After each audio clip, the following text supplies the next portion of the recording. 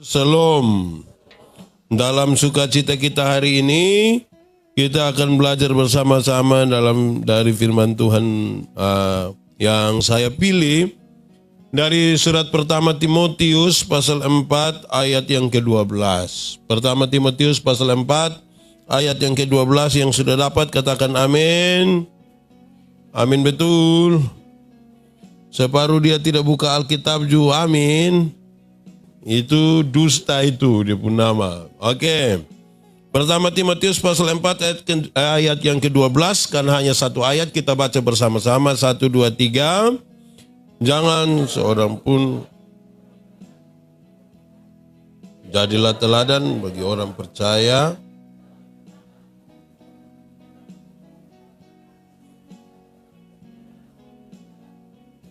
Demikian firman Tuhan. Berbahagia setiap orang yang mendengar firman, memelihara dan melakukan dalam hidup setiap hari. Shalom. Yang ada di luar, shalom. Yang di dalam, shalom. Semua jemaat yang mengikuti ini secara live di Facebook, shalom semuanya. Semoga saudara-saudara dalam kondisi yang paling baik saat ini. Saudara-saudara, Paulus akan mengutus Timotius untuk jadi uskup di Efesus. Tapi sayang si Timotius ini masih muda. Dia bukan muda biasa saja, ini muda air-air ini. Bukan air biasa, mangkali air mengalir mangkali dia. Masih sangat muda. Rupa-rupanya saudara-saudara bahwa sejak dulu memang segmentasi perbedaan antara yang tua dan muda itu sangat tajam. Sejumlah orang tua merasa kalau anak muda itu belum tahu apa-apa. Sejumlah orang tua merasa bahwa kalau anak muda itu dia tidak bisa bertanggung jawab. Sejumlah orang tua merasa kalau anak muda ini, dong hanya tahu yang huru-hara dong saja. Kira-kira begitu. Padahal dalam konteks Timotius sebenarnya sudah aman. Bahwa Timotius itu dia sudah tahu firman, dia sudah berkuasai kitab suci, bahkan ketika dari kecil. Dia sudah tahu. Di bawah asuhan dua orang yang sangat penting dalam hidupnya. Dia pun nenek siapa? Nenek siapa? Ini anak muda don tahu. Dong hanya tahu artis Korea pun nenek. Tapi yang Timotius pun nenek dong tahu. Dia pun nenek siapa? Nenek Lois. Dia punya mama nama Mama. Oh, berat ini. Dia pun mama nama Eunike. Dia pun mama nama Eunike, dia pun nenek nama Lois. Di bawah asuhan dua orang ini, dia sudah belajar Alkitab sejak dia masih kecil. Itu baik toh? Jadi mama-mama dong yang sekarang jangan ajar anak TikTok ajar anak baca Alkitab juga. Amin kok. Di Fatu-Feto sini ada mama yang ajar anak TikTok. Dia dan dia pun mama gini terus. Coba kalau cuci pakaian sama kali masih lebih baik daripada ya.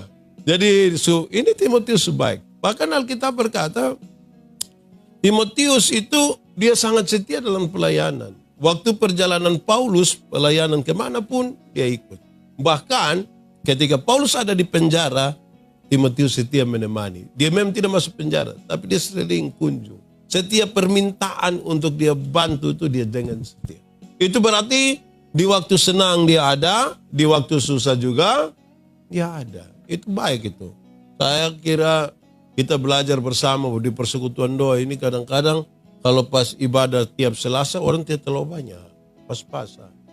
Tapi pas bilang ini persekutuan doa Libanon dan persekutuan doa gabungan Fatu-Feto akan ke Semau. Wah itu very pagi itu full itu.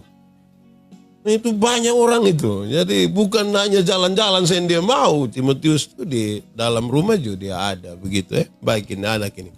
Timotius sakit. Ini anak yang sakit. Dia punya masalah lambung yang serius. Tapi itu tidak menjadi alasan bagi dia untuk tidak melayani. Paulus nasihat dia. Makanya Timotius, jangan hanya minum air putih saja. Minum sedikit anggur untuk kesembuhanmu. Minum sedikit. Bukan sedikit-sedikit minum. Itu dua hal yang beda. Minum sedikit dan sedikit-sedikit minum itu dua hal yang beda. Kalau minum sedikit itu menyembuhkan. Sedikit-sedikit minum, menghancurkan, memabukkan dong semua ada di situ. Nah, baik saudara-saudara, lalu tantangan ini serius. Timotius akan berhadapan dengan pengajaran sesat yang ada di Efesus. Timotius akan berhadapan dengan sejumlah orang yang sekolah dan pintar-pintar. Timotius akan berhadapan dengan orang-orang yang sudah lebih duluan melayani. Dan mereka melayani di bidang organisasi dan lain sebagainya. Lalu bagaimana nasihat Rasul Paulus kepada Timotius? Dan saya kira itu biar menjadi nasihat buat kita semua ketika berhadapan dengan tantangan. Baik dari orang, baik dari segi penolakan terhadap Tuhan Yesus, ajaran sesat dan lain sebagainya. Paulus bilang begini, kalau ada orang menolak kamu, kalau kamu berjumpa dengan sejumlah pengajaran sesat dan lain sebagainya, jangan terlalu taruh perhatian di situ. Yang engkau harus lakukan adalah jadilah teladan, itu cukup. Jadi apa? Jadi teladan, itu cukup. Itu saya kira kita masuk betul sampai pada inti yang seharusnya. Kita ini kadang-kadang terlalu sibuk di orang lain pun cara pandang tentang kita. Kita ini kadang-kadang terlalu sibuk untuk apa? Tidak usah. Jadilah teladan, itu cukup. Efesus itu luar biasa karena ketika Paulus meninggalkan mereka, Paulus tahu bahwa mereka hanya jemaat kecil. Jemaat yang bukan punya pengaruh sosial dan politik yang kuat. Paulus meninggalkan mereka dalam sebuah kesadaran bahwa dunia ini medan pertempuran. Dan karena itu maka siapapun akan bertempur. Baik orang beriman, baik orang tidak beriman. Baik orang pintar maupun orang bodoh. Baik orang kota maupun orang. Nah sekarang Paulus membedakan. Musuhnya ada dua. Satu musuh yang kelihatan. Satu musuh yang. Kalau musuh yang kelihatan mungkin gampang. Mungkin gampang. Kalau dia datang dari sana kan kita tinggal bangun lari toh. Atau angkat batu lempar. Kalau kita pegang pistol tembak. Itu kalau musuhnya kelihatan. Bagaimana kalau musuhnya tidak kelihatan? Itu tantangan itu. Saya mau tanya, kalau corona kelihatan kok tidak? Tidak. Kalau Suanggi kelihatan kok tidak? Suanggi termasuk kelihatan kok tidak? Kadang-kadang dia kelihatan. Nah ini jadi masalah. Nah, itu nasihat Rasul Paulus. Kemudian Paulus bilang, pakailah seluruh perlengkapan senjata Allah. Orang mau pikir apa soal kita, orang mau pikir apa, itu soal. Nah, untuk nasihat ini Paulus tambahkan satu. Setelah pakai itu seluruh perlengkapan senjata Allah, dia bilang begini. Jadilah teladan, itu cukup. Teladan seperti apa? Teladan yang Paulus sampaikan dalam teks ini, teladan itu bertingkat-tingkat. Dan hari ini kita termasuk orang-orang persekutuan doa, mesti ukur kita sampai mana. Karena kalau kita beribadah, kita menyembah Tuhan, kalau kita percaya pada Tuhan dan tidak bisa ukur kita sudah sampai di mana, itu biasa jadi masalah. Itu biasa jadi masalah.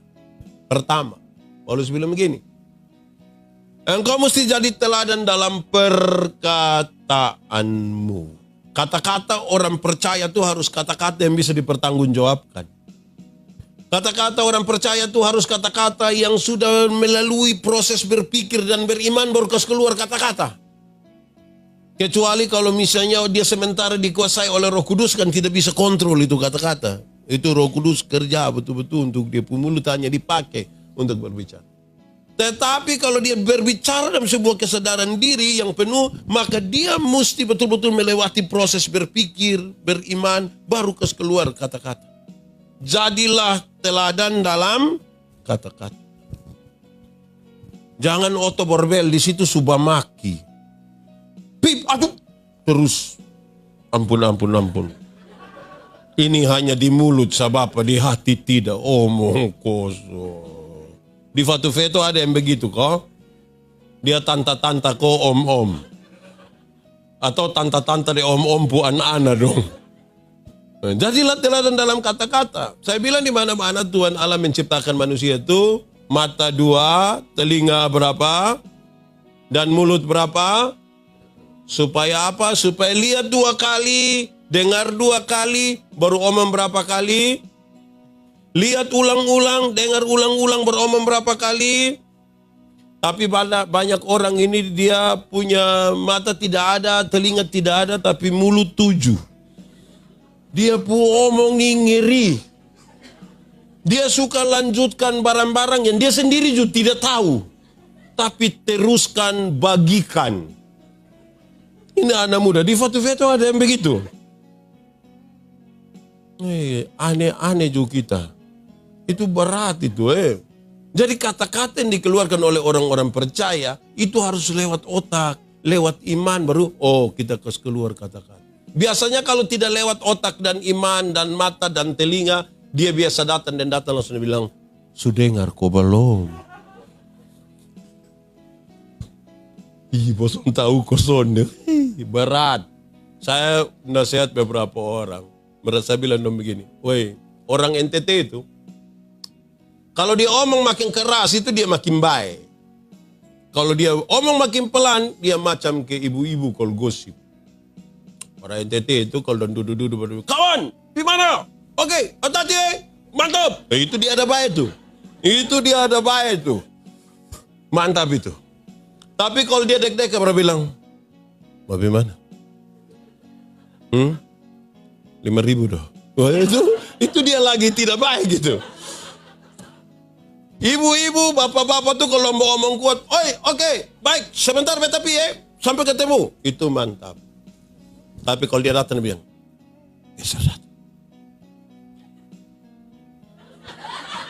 semakin pelan dia omong tuh bahaya itu.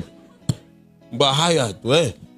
Jadi karena itu jadilah teladan dalam kata-kata. Baik waktu omong keras, baik waktu omong. Di foto-foto ini lebih banyak omong keras kok pelan Keras pelan Tapi jadilah teladan dalam kata-kata. Itu baik. Tapi kemudian dilanjutkan. Setelah jadi teladan dalam kata-kata, dia kasih naik tingkat sedikit. Engkau mesti jadi teladan dalam perbuatan. Teladan dalam apa? Kalau ada 100 orang yang berkata-kata dengan baik, setelah kita konfirmasi apakah yang 100 itu bisa bertindak dengan baik, belum tentu. Dia naik atau turun? Pasti turun. 100 orang berkata-kata dengan baik, tapi berkata-kata dan bisa melakukan seperti yang dia katakan, itu turun 50% mangkali. Atau mungkin tinggal 30%. Berkata-kata itu gampang. Kemudian melakukan itu sulit. Dan sekarang Paulus bilang kau mesti fokus di situ. Kata-katamu jadi teladan tapi tindakanmu jadi teladan. Disinilah kita menemukan apa yang disebut dengan nama integritas. Orang-orang Kristen itu dia mesti punya integritas. Integritas itu apa? Integritas itu kesatuan antara pikiran, perkataan, dan perbuatan. Apa yang dia pikir, itu yang dia omong. Apa yang dia omong, itu yang dia lakukan. Apa yang dia doakan, itu sudah yang dia kerjakan. Apa yang dia kerjakan, itu sudah yang dia doakan. Aman toh? Kenapa? Karena ada orang yang pikir lain, omong lain, bikin lain. Hasilnya kelainan. Jadi kalau saudara ketemu orang yang kelainan, pernah ketemu orang yang kelainan? Pernah atau tidak? Pernah. Itu kan tidak sinkron. Dia pikir lain, omong lain, bikin lain. Nah ini mau teladan apa? Teladan dalam kata-kata. Tapi batu uji dari kata-kata itu adalah tindakan. Saya baca satu status dari siapa kok. Dia bikin status bilang, cinta itu bukan kata. Cinta itu tindakan. Bayangkan kalau ada satu nona satu nyomo dan satu nona dia bilang, cinta lu. Nah, itu hanya cinta saya begitu. Kan harus ada tindakan lebih dari itu kata-kata. Betul kok tidak? Kan cinta tidak cukup di itu. Bahkan pada titik tertentu memang dia tidak bisa diwakilkan dengan kata-kata saja. Dia mesti dengan tindakan. Batu uji dari kata-kata adalah tindak. Nah, tindakan ini serius saudara-saudara. Kadang-kadang kita berkata-kata bagus, tapi tindakannya kurang bagus. Saya waktu KKR di Alor Tengah Utara, perbatasan dengan Alor Selatan, saya tegur satu WL. Kebetulan dia calon pendeta. Saya bilang dia, Kan hari pertama kami ke KKR, terus hari kedua, pas siang kami duduk bercerita, saya, sebentar malam lu berhenti omong yang tadi malam lu omong ya. Berhenti omong. Dia apa lebak? Berhenti yang aku omong pertama. Kenapa? Masa kok kita mau apa jadi biar? Saudara-saudara. Kita akan menyembah Tuhan dalam roh dan kebenaran. Mari kita bebaskan roh. Yang datang dengan masalah kasih tinggal. Kita mau datang kepada Tuhan. Saya bilang, orang mau datang kepada Tuhan dia bawa masalah, lu suruh kasih tinggal masalah di luar. Dia masuk di dalam sini dia punya masalah di luar. Di sini dia menyanyi ngeri, dia hancurkan semua, dia berair-air, dia berapi-api. Keluar dia angka ame dia punya masalah bawa pulang lagi di rumah. Justru kalau dia datang kepada Tuhan, datang bawa memang dia punya masalah semua. Lu suruh kasih tinggal masalah lagi di luar. Lu kira ini sendal kok pakai buka. Aneh-aneh. Saya mau tanya kita. Kalau kita tidak bawa masalah kita kepada Tuhan, kita mau bawa pisah apa lagi? Coba saudara kasih tahu saya. Kalau kita tidak bawa kita masalah ini kepada Tuhan, kita bawa pi mana? Karena itu ada orang yang bisa saja dia beribadah dengan baik, menyanyi dengan baik, mendengarkan firman dengan baik. Tapi di ranah memperlakukan itu semua, dia memperlakukan secara keliru, salah. Karena dia tidak pernah menyatukan antara teladan dalam kata-kata dan teladan dalam tindakan. Dia kasih naik lagi. Setelah suaman itu dua, Paulus kasih naik. Tidak suaman, tambah. Engkau mesti punya teladan dalam kasih. Itu kelas tambah tinggi. Batu uji dari perbuatan adalah kasih. Kenapa? Karena semua yang kelihatan baik belum tentu dibangun di atas motivasi yang benar. Belum tentu. Tidak semua senyum tulus. Saya datang saya bilang, "Shalom." Dia bilang, "Shalom." Saya sulit pada dia. Jadi yang kelihatan baik itu belum tentu motivasinya benar. Betul kok tidak? Ada orang itu yang dom bilang, mau pi mana? Ibadah syukur dulu. Mam tua di bawah ada bikin ibadah syukur. Kelihatannya ibadah syukur. Tapi apakah memang yang pi ibadah syukur itu motivasinya benar? Belum tentu kan? Separuh itu dia motivasi bukan pi ibadah. Dia pi apa coba? Makanya biasa waktu ibadahnya kita sedikit orang. Pas makan itu banyak kok sedikit. Terlalu baik kan motivasi kita beda-beda. Separuh pi mau dengar ibadah, separuh pi kadang-kadang sudut mereka sebegini. Terus mantu bilang, "Bapak jangan masih ibadah." Nah kita bikin apa coba? Saudara, yang kelihatan baik itu belum tentu dibangun di atas motivasi yang benar. Betul kok tidak? Apalagi soal kasih. Saya lihat, saya ini berkhotbah di bank-bank semua yang ada di ini entity. Saya bilang dong, ini ibu-ibu dan nona-nona di bank, dong cantik-cantik semua. Dong gagah-gagah sekali. Dong pun pakaian lah. Belum lah, dong ruangan kan bagus-bagus. Potong PC itu ke sono pulang, ke butuh mau tinggal saat di situ tuh. Bagus sekali, teduh. Kita baru naik tangga dong langsung bilang, "Selamat siang, ada yang bisa dibantu?"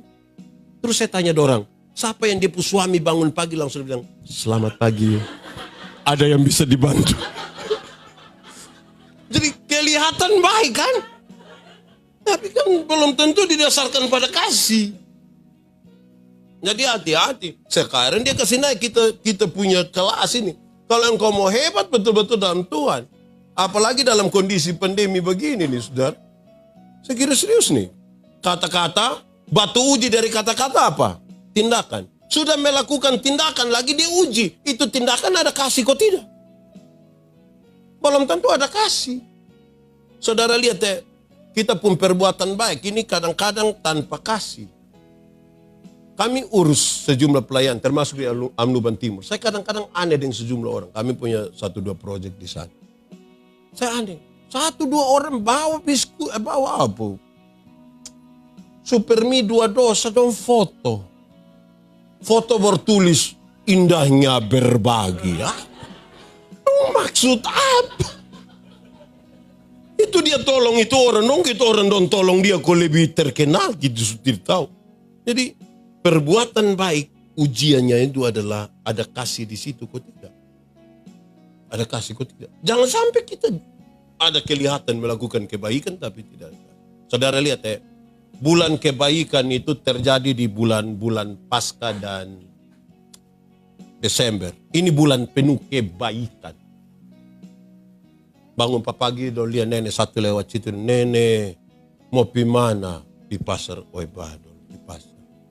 Nenek bawa apa? Jantung pisau. Nenek jam begini ini. Nenek marsinsa. Nenek dari mana? Oi, Leta Pengkasus.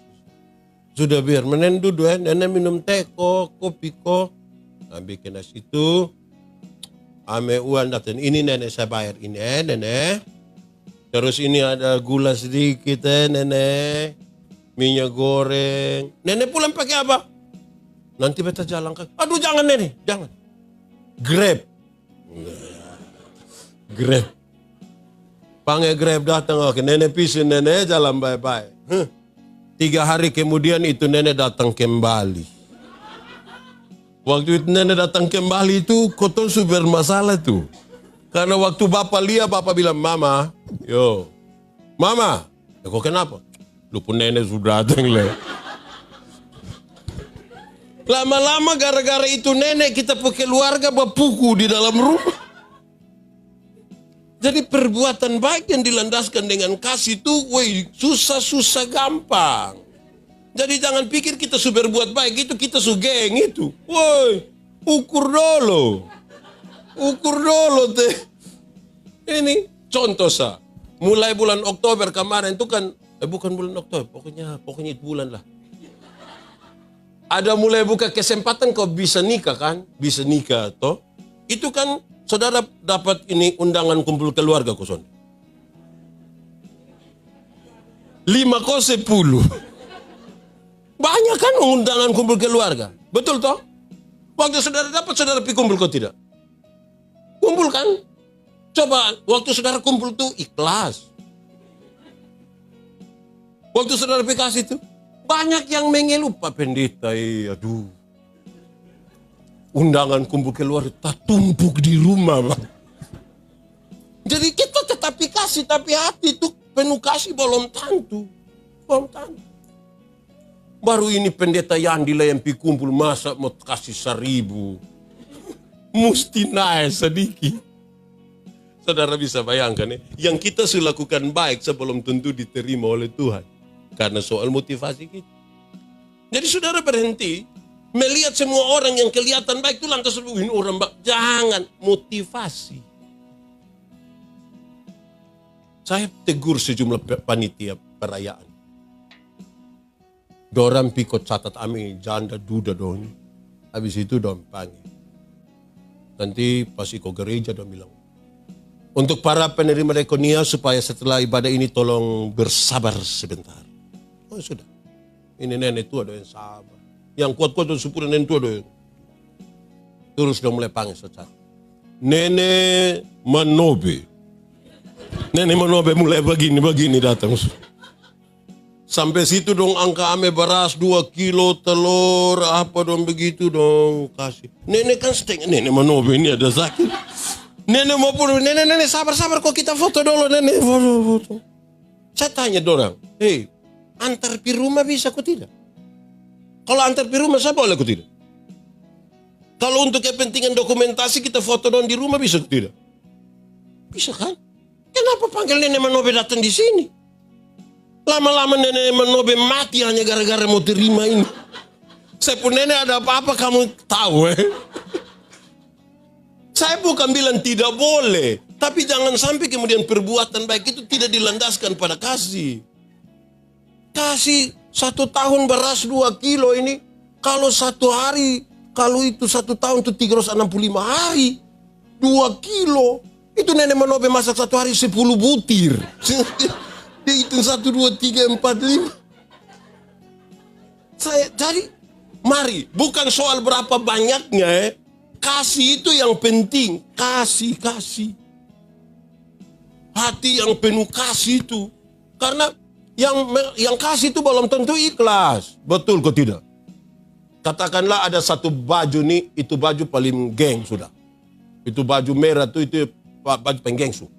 Pi pasar juga itu baju, pi kumpul keluarga juga itu baju, pi pesta juga itu baju, orang mati juga itu baju. Pokoknya itu baju sudah. Terus pas kau mau pi acara, ada keluarga satu berdatang dari kampung, dan dari Samau datang kok. Terus mau pi acara, tapi di sini sudah ada orang Samau toh. Oh. Terus pas sampai begini Jo, ini yang dari kampung itu bilang, Susi, kasih pinjam tangan Susi baju merah itu. Terus kita masih pikir-pikir kok mau tolak ini. Jo orang tua bilang, kasih sudah, itu lupa saudara baru minta sekali. Kasih sudah, besok-besok kau ada masalah, bukan kau pun baju yang tolong, nanti saudara yang tolong. Nah saudara bayangkan kalau kita memberi tapi tidak ikhlas, tidak ada kasih. Itu kita pegang, amin. Amin sudah itu lu tambah 2.000 je lu. Lu amin. Orang boleh ikuti siaran langsung setengah mati kok. Fix. Fix sayang, yang merah tuh sayang.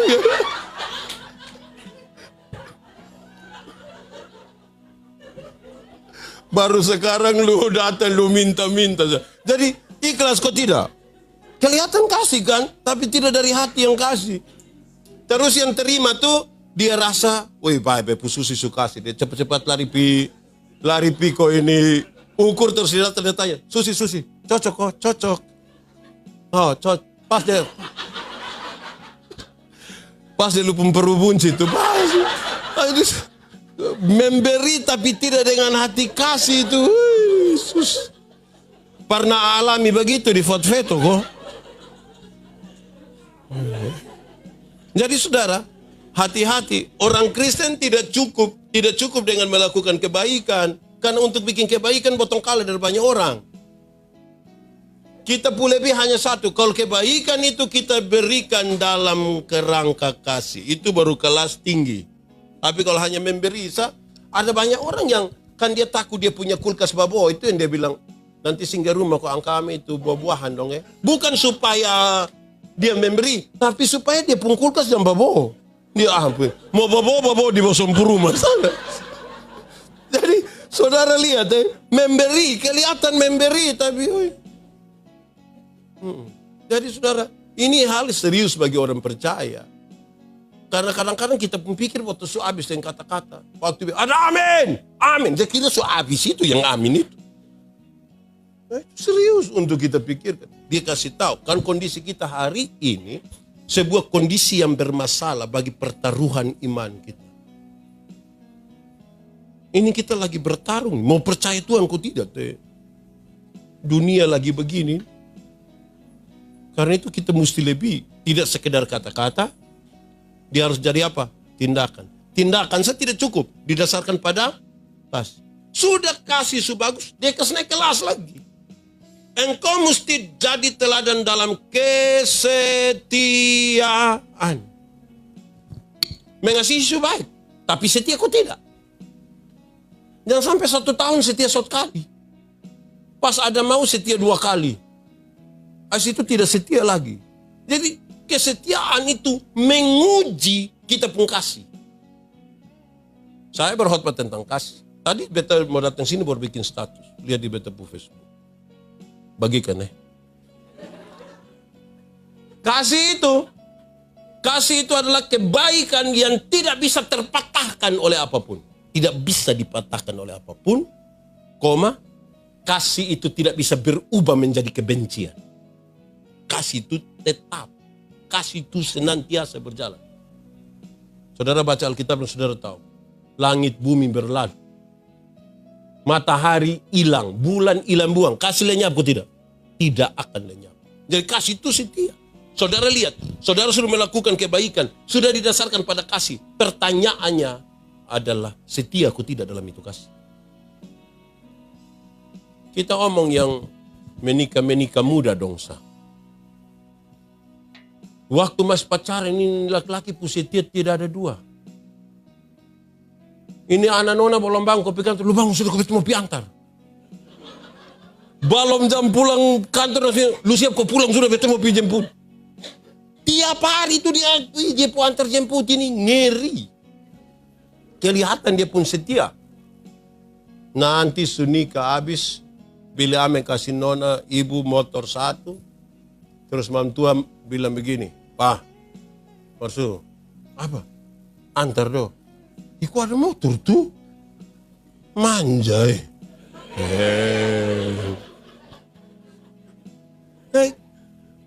Kasih itu mesti diwujudkan dalam kesetiaan. Terus menerus.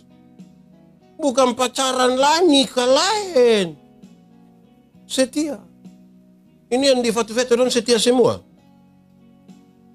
Wah, kalau mantap ya. Ada satu ibu nih. Dia satu hari bilang dia pun suami, Papa, yo, saya lihat Papa sudah berubah. Mama berubah apa nih? Papa sudah sama kayak dulu kita masih pacaran. Kenapa? Dulu Papa tuh waktu kita masih pacaran, sedikit-sedikit suka ajak makan di restoran. Sedikit-sedikit suka pakai beta cincin. Kadang-kadang datang dan bilang, tutup mata. Mau taruh bunga di sini. Bapak. Sekarang Bapak sudah lakukan itu. Kenapa? Bapak berubah. Kenapa? Terus dia pun suami jawab santai sama Mama. Coba Mama pikir. Nelayan mana? Yang kalau sudah dapat ikan dia masih buang umpan lah Mama. Mana? Yang sudah dapat masih buang. Boy, dia pun istri simpan di sini. Malam dia mau tidur, Mam tua datang masuk kamar, kunci pintu duluan. Waktu tua datang, pintu tak kunci. Mama, yo, kenapa? Buka pintu do. Mama, pikir di luar sana. Mama, kok kita dua suami istri toh? Iya. Tapi kenapa Mam kunci pintu? Bapak, Mam tuh bilang, Bapak, coba Bapak pikir. Nelayan mana? Nelayan mana yang mau tidur dan dia ikan? Coba pikir.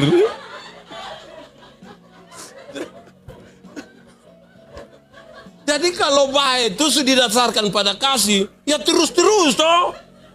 Nah,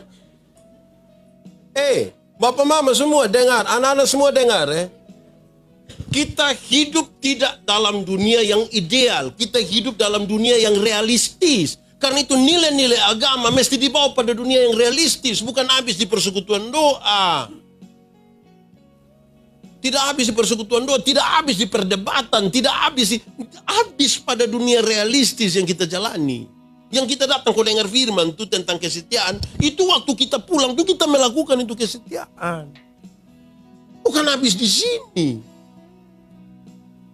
Kalau kamu dikenal dunia sebagai milik Kristus, kamu harus tahu bahwa Kristus itu kelihatan di dalam hidupmu. Seberapa pentingnya teladan? Terlalu penting.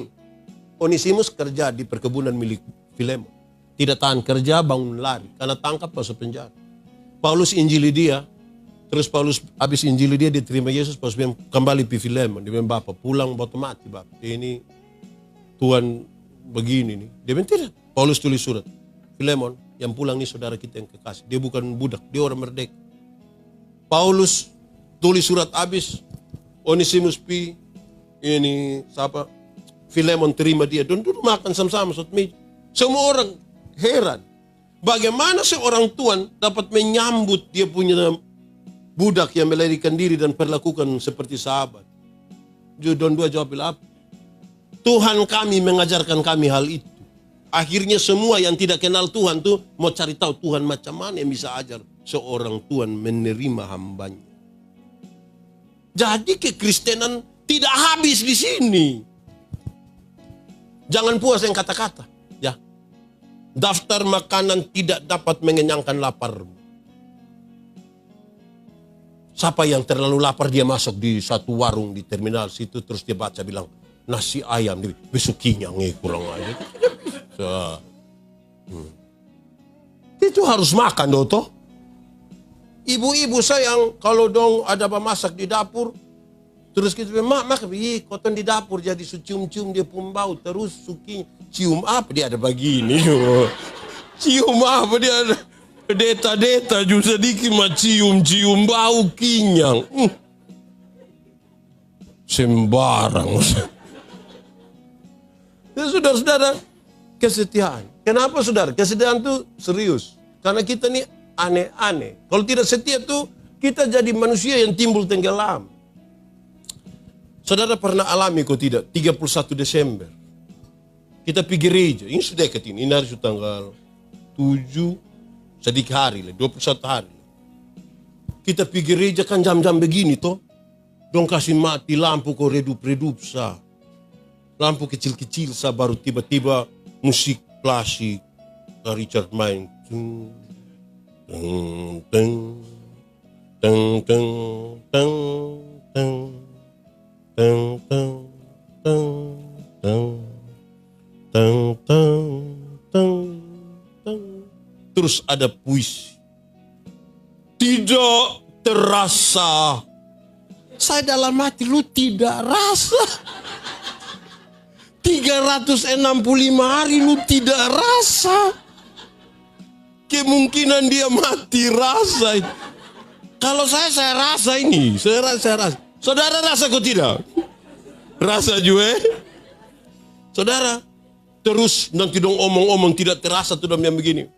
Mari saudara-saudara di penghujung tahun ini. Kita menuliskan sejumlah keburukan dosa kita.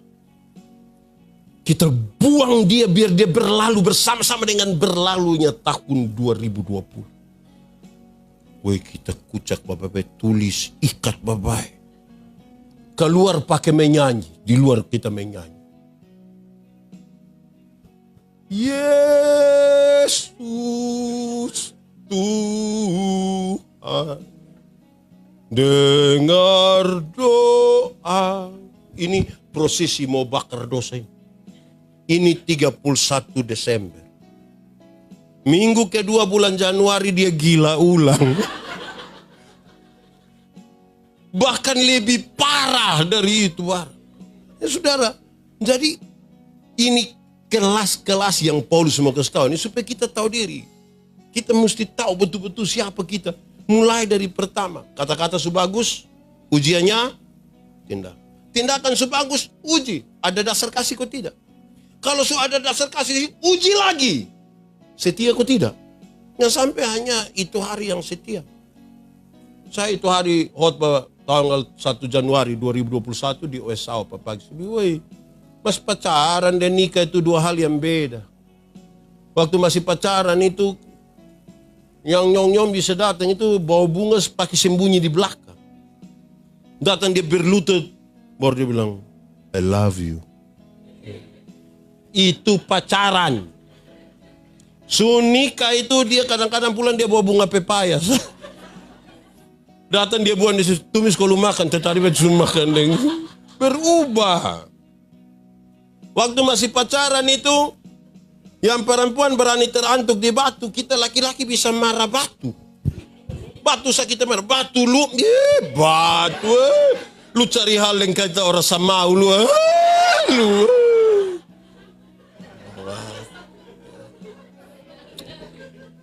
Itu pacaran. Sunika komam tua jalan terantuk di batu. Mata taruh di mana? Dasar tanganga. Berubah kok tidak? Waktu masih pacaran, yang nona belum jatuh ya laki-laki su tangkap.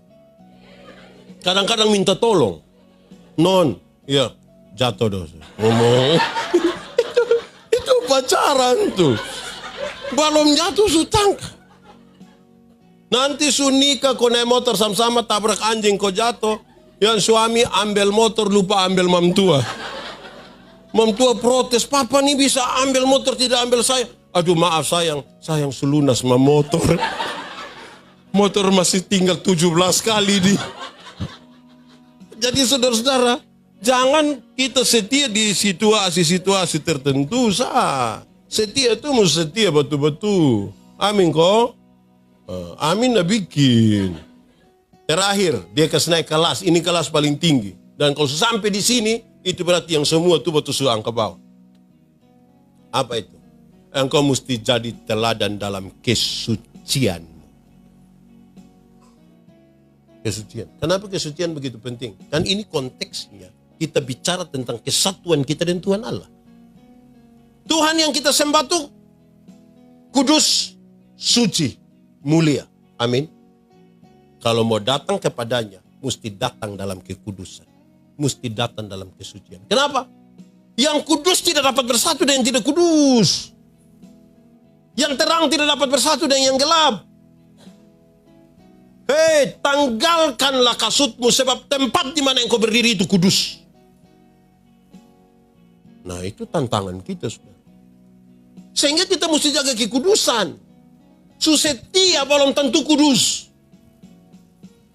Kelas paling tinggi ada di sini. Batu uji dari kesetiaan adalah kekudusan.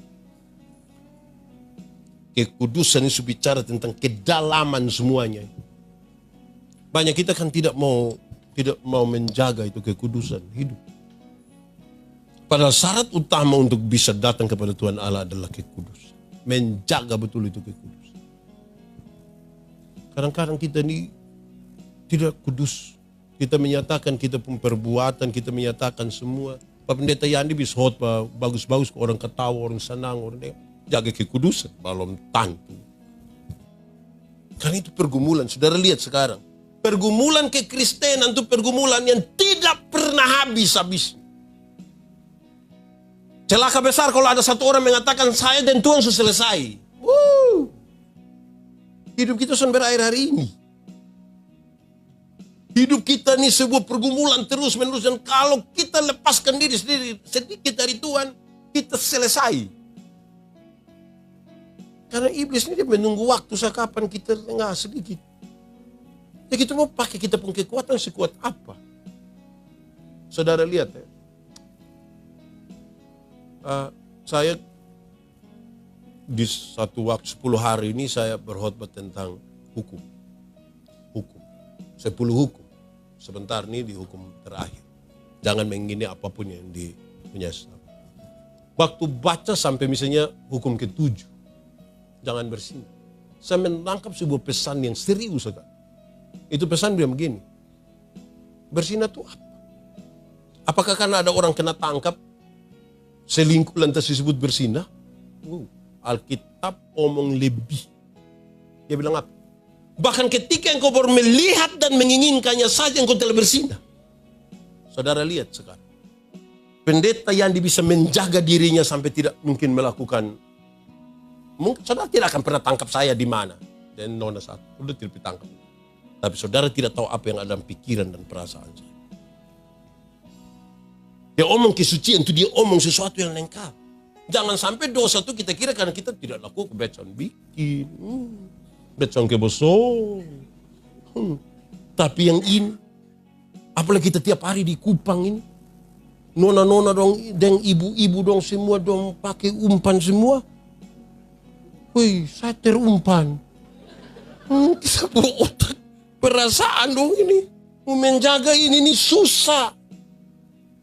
Menjaga ini bukan hal yang gampang. Saya bilang, saya pun video tadi, saya upload tahun lalu kira-kira hari seperti ini. Makanya tadi ada notif di Facebook. Ketika orang bilang, boleh pakai pakaian mini-mini kok, pergi gereja kok tidak. Dan bilang, boleh. Kenapa boleh? Karena Tuhan melihat hati, bukan melihat pakaian. Terus saya bilang, iya. Tuhan memang melihat hati, bukan melihat pakaian. Tapi saya yang pendeta ini melihat pakaian. Dan bukan melihat hati. Lu kira lu dan Tuhan sendiri? Atau lu mau pi Tuhan sekarang? Kamu pakai begitu duduk di situ, saya pikiran. Lihat ju salah. Tidak lihat, lebih salah. Akhirnya kacau ini Pak. Ya saudara bisa lihat. Saya bisa mempertahankan diri untuk tidak melakukan sebuah kejahatan yang tertangkap. Tapi pikiran, perasaan. Karena itu jaga kesucian ini, jaga semua. Anda bisa sendiri. Jawabannya tidak, Anda butuh Tuhan. Sebentar malam saya buat persiapan tadi. Soal jangan mengingini. Jangan mengingini itu sangat dikaitkan dengan begini. Manusia menilai orang melalui tindakan. Tapi Tuhan menilai manusia melalui apa yang diinginkan. Nah apa yang diinginkan tuh di sini. Nah. Dalam sekali yang kita punya keinginan, yang tidak diketahui oleh orang lain. Bagaimana Anda bisa memastikan bahwa itu kudus? Keinginan kita adalah keinginan yang kudus, keinginan yang baik, keinginan. Kita kadang-kadang berpikir bermasalah, sulit berpikir positif kan? Makanya mulai sekarang pikir orang, saya saat naik oto, saya bawa mobil, ibu duduk di sebelah, terus ada oto satu, wih, saya istri ini orang terlalu sembarang, saya bilang mama, jangan buang energi dari orang yang kita, jangan. Berpikir positif. Mau pikir positif bagaimana papa?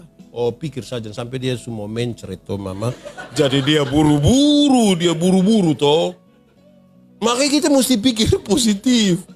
Bayangkan kalau kita lagi pikir tidak baik, kalau dia buka, tabrak orang situ. Saudara akan bilang apa? Mampus kan? Picek kita pun bapak yang bawa. Saudara bisa lihat dia pun tantangan. Karena itu memang menjaga kita pun kekudusan hidup itu hal yang serius sekali. Itu dilatih terus menerus. Tidak bisa selesai, saudara. Tidak selesai di sini, di tikar persekutuan ini tidak selesai. Terus menerus.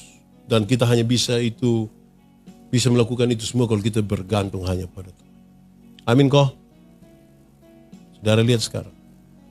Kepada kita disampaikan ini. Ada orang omong soal kita. Orang jemaat Efesus, jemaat kecil kah? Orang biasa bully dong. Dong sembayang orang bilang, tertahu roh apa sebenarnya. Paulus bilang, tidak usah dengar yang orang bicara tentang kamu. Kalau kita belajar tentang jemaat di Smyrna, dong sering dibully bilang begini. Bukan dibully. Dong selalu dihasut, apa yang omong tidak betul itu di apa? Fitnah. Bilang begini, itu orang Kristen itu suka makan daging manusia. Makanya dong berkumpul, kau dong bilang, inilah tubuhku yang dipecahkan, inilah darahku yang ditumpahkan. Oh, itu orang Kristen yang suka melakukan ini pesta seks. Karena dong bilang ini perjamuan kasih. Hey, lakukanlah sesuatu kepada Tuhan yang menebusmu, yang tetap setia mendamping. Itu nasihat yang luar biasa dari Yohanes buat mereka. Kita ini sibuk dan menjelaskan. Saudara, saya mau tanya, pernah alami orang omong saudara pun nama kok? Pernah kok? Apa yang dia omong itu tidak benar? Pernah alami? Lalu saudara mau cek dia? Atau yang anak muda dong klarifikasi di Facebook. Kalau tidak tahu tentang saya, jangan omong ke tahu-tahu. Karena setan paling suka orang yang tidak tahu apa-apa tapi omong ke tahu-tahu. Itu yang saudara kerjakan.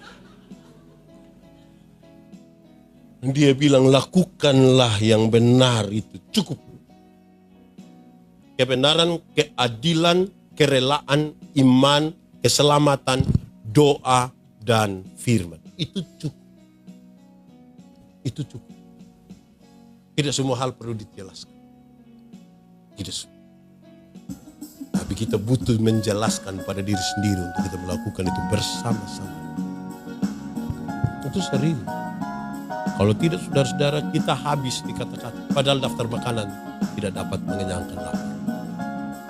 Tuhan memberkati kita, mari kita tunduk kepala di hadapan Tuhan.